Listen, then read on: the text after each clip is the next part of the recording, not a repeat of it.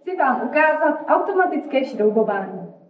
Pro naše účely automatického šroubování jsme využili vibrační podavač Tixon Vibro.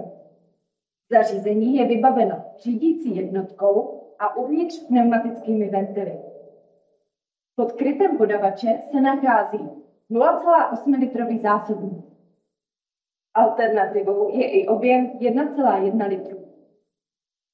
Zařízení je také vybaveno světelnou signalizací pro chybějící šroubky.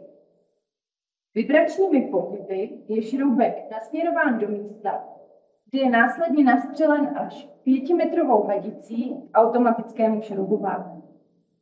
Pro tuto kolaborativní aplikaci jsme zvolili jednotku Tixon Compact Vacuum, kdy za pomoci vákua jsme schopni zašroubovat i velmi hluboké šroubky.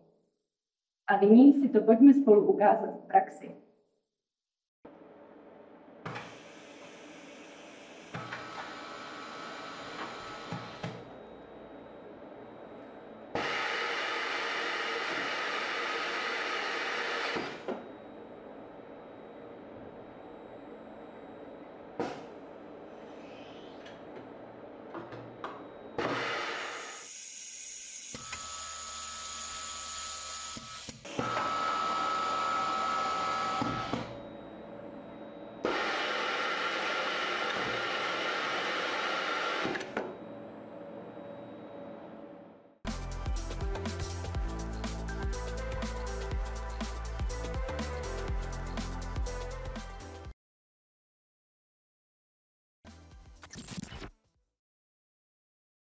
Máš jenom 3 tlačítka zmáčknout, co tam děláš?